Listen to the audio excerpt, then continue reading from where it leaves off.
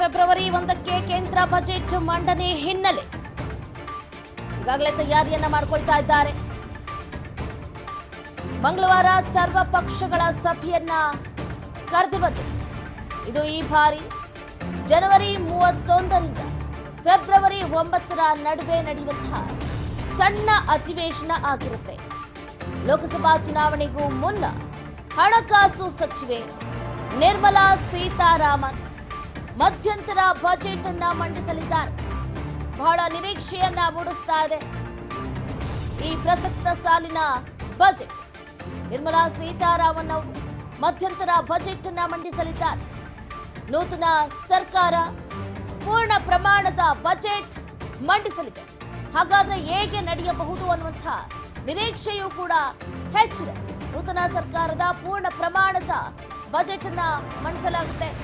ರಾಷ್ಟ್ರಪತಿ ದ್ರೌಪದಿ ಮುರ್ಮು ಅವರ ಭಾಷಣದೊಂದಿಗೆ ಈ ಅಧಿವೇಶನ ಆರಂಭ ಆಗುತ್ತೆ. ಕೇಂದ್ರ ಸರ್ಕಾರದ ಪ್ರಸಕ್ತ ಸಾಲಿನ ಮುಂಗಡ ಪತ್ರವನ್ನ ವಿತ್ತ ಸಚಿವೆ ನಿರ್ಮಲಾ ಸೀತಾರಾಮನ್ ಅವರು ಫೆಬ್ರವರಿ 1ರಂದು ಮಂಡಿಸಲಿದ್ದಾರೆ. ಅಧಿವೇಶನದ ಮುನ್ನ ಮಂಗಳವಾರ ಕೇಂದ್ರ ಸರ್ಕಾರ ಸರ್ವ ಪಕ್ಷಗಳ ಸಭೆಯನ್ನು ಕೂಡ ಒಂದು ಕಡೆ ಕರೆದಿದೆ.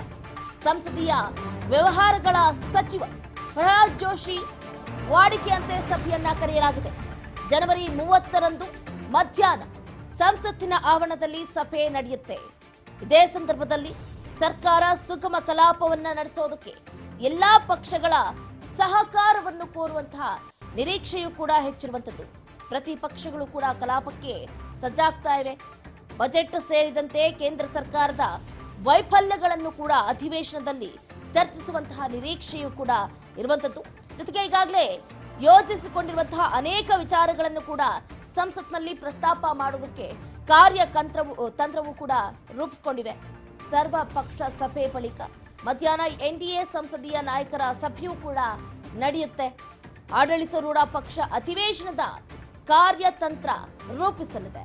ಸಂಸತ್ತಿನ ಉಭಯ ಸದನಗಳ ಜಂಟಿ ಅಧಿವೇಶನವನ್ನ ಉದ್ದೇಶಿಸಿ ರಾಷ್ಟ್ರಪತಿ ದ್ರೌಪದಿ ಮುರ್ಮು ಅವರು ಮೊದಲಿಗೆ ಭಾಷಣವನ್ನ ಮಾಡಲಿದ್ದಾರೆ. ತದನಂತರ ಮುಂಗಡ ಪತ್ರ ಮಂಡನೆ ಆಗುತ್ತೆ. ಹಣಕಾಸು ಸಚಿವೆ ನಿರ್ಮಲಾ ಸೀತಾರಾಮನ್ ಫೆಬ್ರವರಿ 1ರಂದು ಕೇಂದ್ರ ಬಜೆಟ್ ಅನ್ನ ಮಂಡಿಸಲಿದ್ದಾರೆ. 2023-24ರ ಬಜೆಟ್ ಮುಂಬರುವ ಲೋಕಸಭೆ ಚುನಾವಣೆಗೆ ಪೂರಕವಾಗಿ ಸಿದ್ಧಗೊಂಡಿರಬಹುದು ಅಂತ ಅಂದಾಜು ಕೂಡ ಮಾಡಲಾಗಿತ್ತು. ಅಧಿವೇಶನದ ಜನವರಿ 31ರಿಂದ ಪ್ರಾರಂಭ ಆಗುತ್ತೆ. ಫೆಬ್ರವರಿ 13ರವರೆಗೂ ಕೂಡ ಮುಂದುವರಿಯುವಂತಹ ಸಾಧ್ಯತೆ ಇದೆ. ಒಟ್ಟಾರೆಯಾಗಿ ಈ ಬಜೆಟ್ ಬಹಳ ನಿರೀಕ್ಷೆಯನ್ನ ಉಂಟು ಮಾಡ್ತಾ ಇದೆ. ಕೇಂದ್ರ ಬಜೆಟ್ ಹಾಗಾದ್ರೆ ಹೇಗೆ ನಡೆಯುತ್ತೆ, ಯಾವ್ಯಾವ ರೂಪುರೇಷೆಗಳನ್ನ ಹಾಕಲಾಗುತ್ತೆ ಅನ್ನೋದನ್ನ ಕಾದಷ್ಟೇ ನೋಡಬೇಕಾಗುತ್ತೆ. ಬಜೆಟ್ ಅಧಿವೇಶನಕ್ಕೂ ಮುನ್ನ ಸರ್ವ ಪಕ್ಷ ಸಭೆಯನ್ನ ಕರೆದಿದೆ ಕೇಂದ್ರ ಸರ್ಕಾರ. ಒಟ್ಟಾರೆಯಾಗಿ ಫೆಬ್ರವರಿ 1ರಂದು ನಿರ್ಮಲಾ ಸೀತಾರಾಮನ್ ಅವರು ಮುಂಗಡ ಪತ್ರವನ್ನ ಮಂಡಿಸಲಿದ್ದಾರೆ. ಅಧಿವೇಶನದ ಮುನ್ನ ಮಂಗಳವಾರ ಕೇಂದ್ರ ಸರ್ಕಾರ ಸರ್ವ ಪಕ್ಷಗಳ ಸಭೆಯನ್ನು ಕೂಡ ಕರೆದಿರುವಂತದ್ದು. ಲೋಕಸಭಾ ಚುನಾವಣೆ ಹೊತ್ತಿಗೆ ಜಾತಿ ಗಣತಿ ಬಹಳ ದೊಡ್ಡ ಮಟ್ಟದಲ್ಲಿ ಸದ್ದನ್ನ ಉಂಟು ಮಾಡ್ತಾ ಇದೆ. ರಾಜ್ಯ ಬಜೆಟ್ ಮಂಡನೆಯ ನಂತರ ವರದಿ ಸಲ್ಲಿಸುವ ಸಾಧ್ಯತೆಯೂ ಕೂಡ ಹೆಚ್ಚಿದೆ. ಈಗಾಗಲೇ ಪರ ವಿರೋಧದ ಮಧ್ಯೆ ಸಿಎಂ ಸಿದ್ದರಾಮಯ್ಯನವರು ಜಾತಿ ಗಣತಿ ವರದಿಯನ್ನ ಸ್ವೀಕಾರ ಮಾಡ್ತೀನಿ ಅಂತನೂ ಕೂಡ ಒಂದೇ ಮಾತಿನಲ್ಲಿ ಒಂದೇ ನಿಲುವಿನಲ್ಲಿ ಇದ್ದಾರೆ. ಮೊನ್ನೆಯಷ್ಟೇ ಕೋಟೆನಾಡು ಚಿತ್ರದುರ್ಗದಲ್ಲೂ ಕೂಡ ಇದನ್ನೇ ಸಾರಿದ್ರು. ಜಾತಿ ಗಣತಿ ವರದಿಯನ್ನ ಸ್ವೀಕಾರ ಮಾಡ್ತೀನಿ ಅಂತ ವರದಿ ಸಲ್ಲಿಕೆಗೆ ಸಮಯ ಕೇಳಿದ್ದಾರೆ ಹಿಂದುಳಿದ ಆಯೋಗದವರು.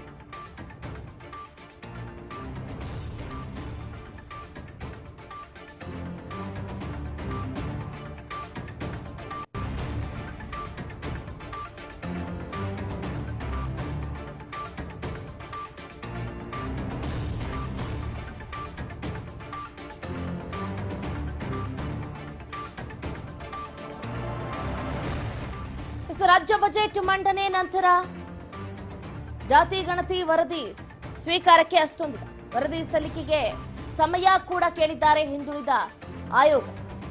2015ರಲ್ಲಿ ಸಂಗ್ರಹಿಸಲಾದಂತಹ ದತ್ತಾಂಶದ ಆಧಾರದ ಮೇಲೆ ವರದಿಯನ್ನ ಸ್ವೀಕಾರ ಮಾಡಲಾಗುತ್ತೆ. ಫೆಬ್ರವರಿ 16ಕ್ಕೆ ಸಿಎಂ ಸಿದ್ದರಾಮಯ್ಯನವರಿಂದ ಬಜೆಟ್ ಮಂಡನೆ ಆಗಲಿದೆ. ಒಂದು ಕಡೆ ಕೇಂದ್ರ ಬಜೆಟ್, ಇನ್ನೊಂದು ಕಡೆ ರಾಜ್ಯ ಬಜೆಟ್ ಬಹಳ ನಿರೀಕ್ಷೆಯನ್ನ ಉಂಟು ಮಾಡ್ತಾ ಇದೆ.